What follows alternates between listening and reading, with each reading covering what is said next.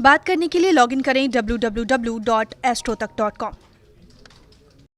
जितने भी जीव हैं या दुनिया के जितने भी देवी देवता हैं, हिंदू संस्कार, हिंदू वांग्मय कहता है कि तमाम देवी देवता गाय के शरीर में वास करते हैं। देखिए, पौराणिक मान्यता हो सकती है, लेकिन गाय अपने आप में बहुत मूल्यवान पशु है, पशु की श्रेणी से ज्यादा ऊपर है, इसीलिए हम गाय को इतना कीमती समझते हैं। तो गाय की सेवा करके पूर्वजों का आशीर्वाद कैसे मिल सकता है? देखिए, पितृपक्ष में अगर आप गाय की सेवा करते हैं, अपने पूर्वजों के लिए प्रार्थना करते हैं, तो आपके पितरों को मुक्ति और मोक्ष की प्राप्ति होती है। साथ ही साथ अगर आप गाय को चारा खिलाते हैं, रोज खिलाएं पितृपक्ष में बहुत अच्छा है, नहीं तो श्राद्ध वाले दिन खिलाएं तो वो ब्राह्मण भोज के बराबर होता है। यानी किसी निर्धन को भोजन कराने के लिए, ब्राह्मण को भोजन कराने की तुलना में अगर आप गाय को चारा खिलाएं तो बहुत अच्छा होगा। पितृपक्ष में अगर पंचगव्य का प्रयोग किया जाए, गाय से मिलने वाली 5 चीजें, गोमय, गोमूत्र, दूध, दही और घी, ये 5 चीजें अगर पितृपक्ष में आप इस्तेमाल करते हैं तो कहा जाता है कि पितृदोष से, देखिए पितृदोष कुछ होता नहीं है, राहु की एक नकारात्मक स्थिति को हम पितृदोष का नाम देते हैं, लेकिन राहु की उस नकारात्मक स्थिति से आपको मुक्ति मिलेगी गाय के संपर्क में रहने से। साथ ही साथ अगर आप पितृपक्ष में गोदान करते हैं, गाय का दान करते हैं, तो हर तरह के ऋण से और कर्ज से भी आपको मुक्ति मिलेगी।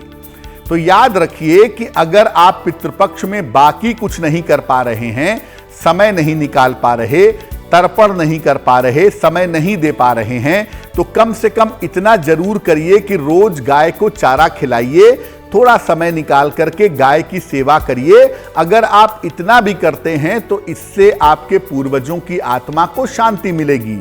तो गाय की सेवा करना, गाय को चारा खिलाना, गाय को दान करना, ये सब कार्य पितृपक्ष में बहुत अच्छे माने जाते हैं।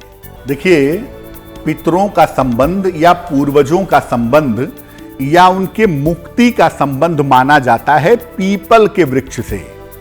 किसी व्यक्ति की मृत्यु हो जाने के बाद एक कलश में जल भर करके पीपल के वृक्ष पर लटका देते हैं और मानते हैं कि जो जीवात्मा है उसको वहां से जल मिलता रहेगा, उसी के माध्यम से उसको पोषण होता रहेगा। पीपल का वृक्ष सीधे तौर से पूर्वजों से, पितरों से, आत्माओं से और उनकी मुक्ति से संबंध रखता है। तो पितृपक्ष के दौरान आप एक तो ऐसा जरूर करिए कि जिस दिन आपके पूर्वज का श्राद्ध हो, जिस दिन आप अपने पितृ का श्राद्ध कर रहे हों, उस दिन एक पीपल का पौधा सड़क के किनारे, पार्क में, मैदान में, जहां भी संभव हो, एक पीपल का पौधा जरूर लगवा दीजिए। और पीपल का पौधा लगा करके उससे आपके पितरों की आत्मा को शांति मिलेगी, ये काम कर लीजिए।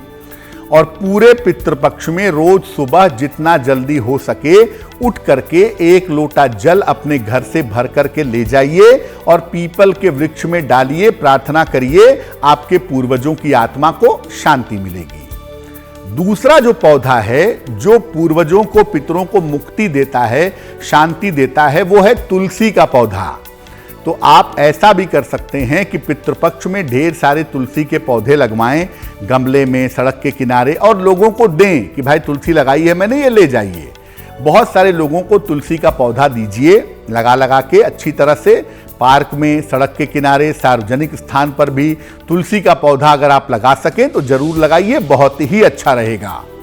और तुलसी के पौधे के साथ एक बात याद रखिए कि अपने पूर्वजों की जब आप पूजा कर रहे हैं, अपने पूर्वजों के लिए जब आप प्रार्थना कर रहे हैं, अगर आप अपने गले में तुलसी की माला पहन करके प्रार्थना करें या तुलसी की माला पहन करके अपने पूर्वजों के लिए भगवत गीता के 11वें अध्याय का पाठ करें, तो इससे आपके पूर्वजों की आत्मा को शांति मिलेगी। तो मुख्यतः 2 पौधे ऐसे हैं जो आपके पूर्वजों से संबंध रखते हैं, उनकी आत्मा को शांति देते हैं। एक है पीपल का वृक्ष और एक है तुलसी का पौधा। इसका जितना प्रयोग आप पितृपक्ष में करेंगे उतना ही ज्यादा मंगल होगा।